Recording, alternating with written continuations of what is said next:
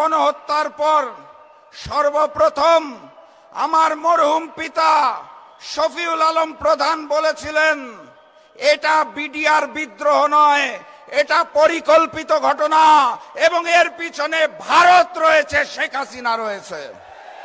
সেটা গতকাল প্রমাণ হয়েছে। আর একটা ছোট্ট ঘটনা বলতে চাই। 2 বছর আগে পিলখানা গণহত্যা দিবস উপলক্ষে আমরা একটি আলোচনা সভার আয়োজন করেছিলাম। তখন আমাদের দল জাগপা 12 দলীয় জোটে ছিল। প্রধান অতিথি হিসেবে এসেছিলেন বিএনপির একজন স্থায়ী কমিটির সদস্য। সেদিন আমি বক্তব্যের মধ্যে ওই হিন্দুস্তানের বিরুদ্ধে কথা বলেছিলাম দেখে বিএনপির ওই স্থায়ী কমিটির সদস্য রাগ করে সমাবেশ থেকে চলে গিয়েছিলেন। তারা বলতে চেয়েছিলেন, বাংলাদেশের রাজনীতি করতে হলে, ক্ষমতায় থাকতে হলে হিন্দুস্তানকে নাকি তুষ্ট করতে হয়। 5ই আগস্ট বাংলার জনগণ জানিয়ে দিয়েছে, বাংলার মাটিতে হিন্দুস্তানের আধিপত্যবাদ এবং আগ্রাসন চলবে না ইনশাআল্লাহ। প্রভু হিসাবে আমরা হিন্দুস্তানকে মানি না। আমাদের প্রভুর নাম মহান রব্বুল আলামিন আল্লাহ।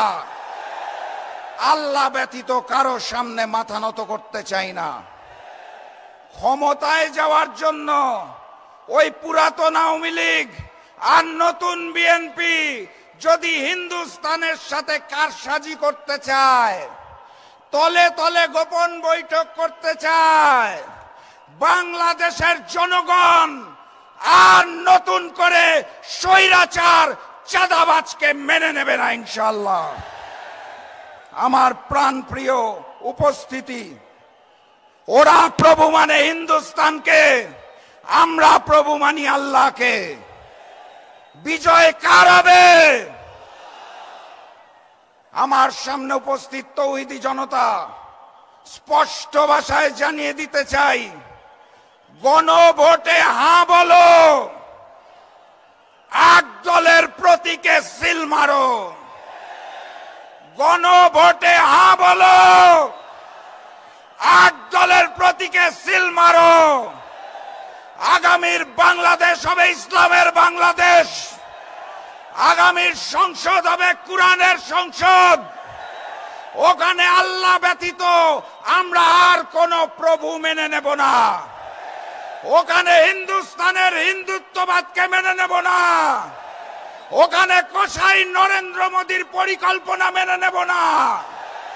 আওয়ামী লীগ যেভাবে দেশ ছেড়ে হিন্দুস্তান পালিয়েছে, বিএনপিকে বলতে চাই, জনতার কাতারে আসুন, না হলে আপনাদেরও পালিয়ে যেতে হবে দেশ ছেড়ে। আমি সর্বশেষ ওই স্লোগানটা দিয়েই শেষ করব, যেই স্লোগানে হিন্দুস্তানের বুক কাঁপে, পুরাতন জালিম আওয়ামী লীগের বুক কাঁপে, নতুন জালিম বিএনপির বুক কাঁপে। স্লোগান ধরুন, নারায়ে তাকবীর, নারায়ে তাকবীর, নারায়ে তাকবীর। আবারও দেখা হবে, আবারও কথা হবে ইনশাআল্লাহ। এই স্লোগান দিয়ে বিজয়ীর বেশে আমরা ঘরে ফিরব, তার আগে মাঠ ছাড়বেন না। বিজয়ের পথে যাত্রা শুরু, জীবন অথবা মৃত্যু। আসসালামু আলাইকুম।